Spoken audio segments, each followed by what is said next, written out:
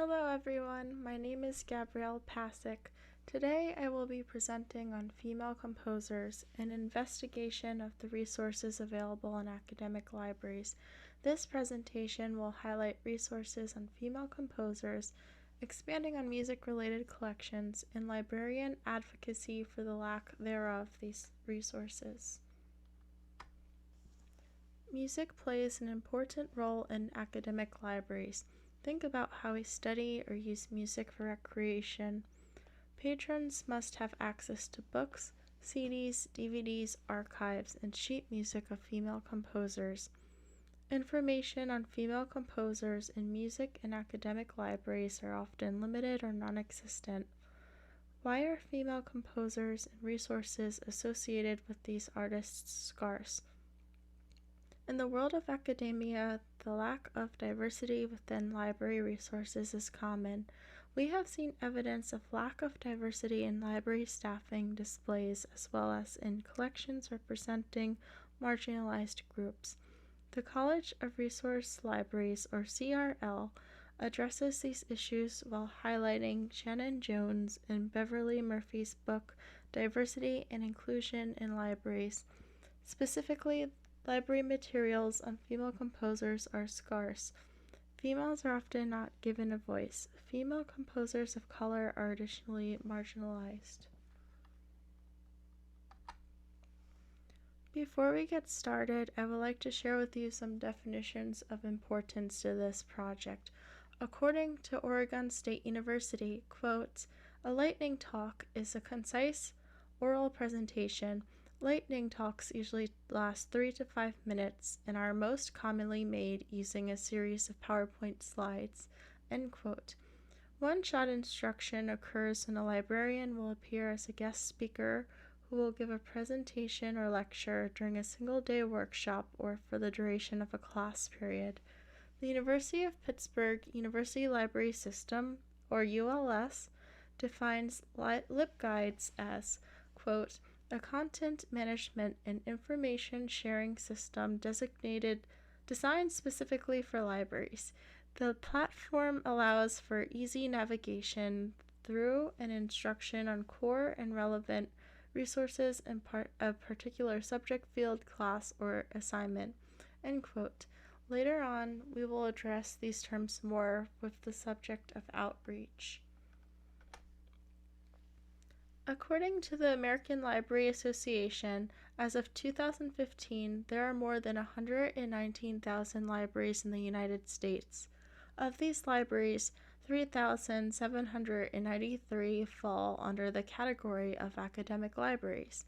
Since libraries have always been a gateway of knowledge, how can we focus on making them more inclusive in terms of music collections?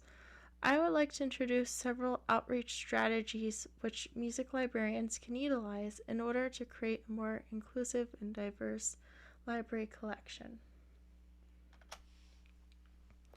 Music librarians play a role in bringing awareness to female composers. Part of these efforts include presenting lightning talks.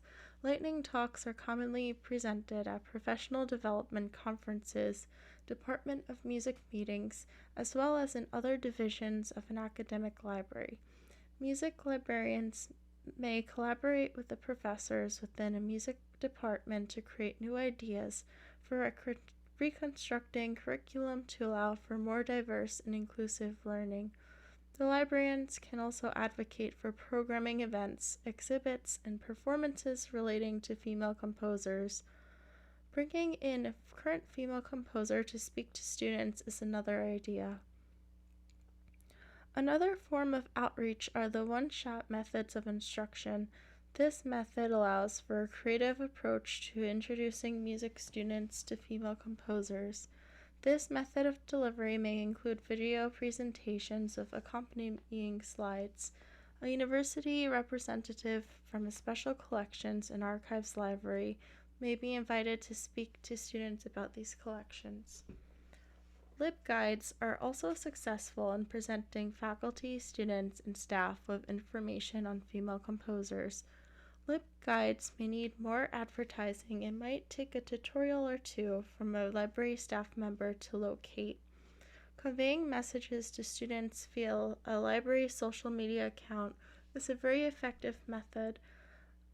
Making interactive content such as educational videos, trivia, and live streams will pique the students' interest.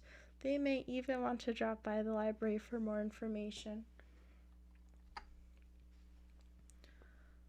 A question that may come to mind is, how can a music librarian build up collections to be more representative of women? Aside from the general forms of outreach that we have seen, a music librarian should most importantly attend music department meetings. With this open line of communication, it will be easier to discuss concerns and further library improvements. Communication with university administration may also be needed for requesting university funding for projects, grants, curriculum, and forms of professional development. Being involved in these processes will allow for education and growth on the collections of female composers. As always, keeping up to date with organizations such as the Music Library Association and American Musicological Society via the online databases and email subscriptions will help continue on educational trends. We will further delve into grants on the next slide.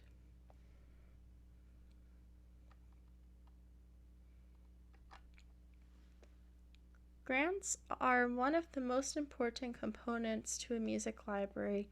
In order to support collections of books, media, and archives of women composers, the library will need to apply for funding. This is a factor to being able to fairly represent women composers. There are grants available via the Institute of Museum Library Services, or IMLS. Listed on this slide are a handful of current grants from the Music Library Association's website, including each of the grant descriptions. Music libraries in the United States can typically receive grants from the American Musicological Society, AMS, as well. Another grant to keep in mind is the IMLS, American Rescue Plan Grant. According to the IMLS website, quote, the IMLS American Rescue Plan Grants program supports museum and library services in addressing community needs created or exacerbated by the COVID-19 pandemic and in assisting with recovery. Projects may continue, enhance, or expand existing programs and services, or they may launch new ones to address emergent needs and unexpected hardships. End quote.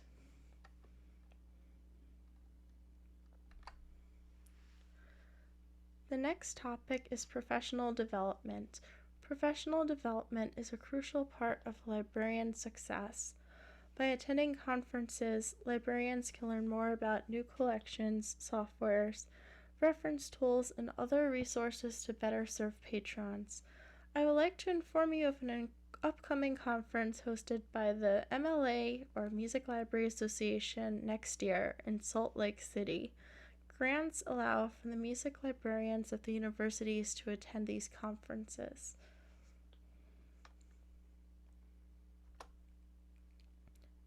Now we will discover specific library examples of libraries representing female composers. The University of Pittsburgh's Theodore M. Finney Music Library has an extensive collection of musical scores and other music materials. I recently interviewed the head music librarian for a different class project for life cycles of data information and its role in the music library. During the interview, I learned of the specific processes of acquisitions, musical score, vendors, grants, collections, and affiliations of this library. The University of Pittsburgh Library System, or ULS, has a LibGuide titled Music Resources for Diversity, Equity, and Anti-Racism at Pitt. These resources are available for viewing and checking out of the library on PittCat. For our next library, the Margaret Zach International Women Composers Library is based in Gainesville, Florida, and was created in 1994.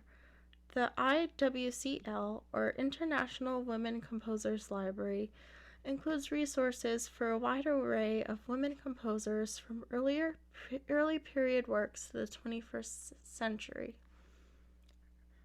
The University of Arkansas Library has extensive archives on composer Florence Beatrice Price. The website shows biographical information as well as including photographs of Miss Price, her postgraduate research, a personal diary entry, as well as sheet music. The Archives and Special Collections Library at Vassar College, located in Poughkeepsie, New York, has an extensive archive collection of Teresa Carreño, 15 boxes to be precise. Several musical manuscripts, scrapbooks, and diary entries can be found. And last but not least, at the University of Missouri Kansas City Library, composer Jesse Montgomery's composition Rhapsody No. 1 is featured on the University Library's website. The full musical score is available for viewing. A recent recording of this piece can also be found on the website. Next, I would love to bring to your attention the additional resources for female and BIPOC or BIPOC composers. These composers' resources and resources for the female composers, musicians, have been compiled from Brigham Young University's Library Guide on Diversity in Music. If you are interested in viewing any of these resources in particular, the hyperlinks have been provided. Academic libraries in the United States are slowly making progress towards inclusive and diverse learning. With the help of librarians advocating for these changes, this will allow for more library materials and events surrounding female composers. Music librarians are instrumental for advocacy of expanding collections to include female composers, funding for the collections, as well as bringing awareness to the university body of students, faculty, and staff. I hope you have enjoyed my presentation. Thank you for watching.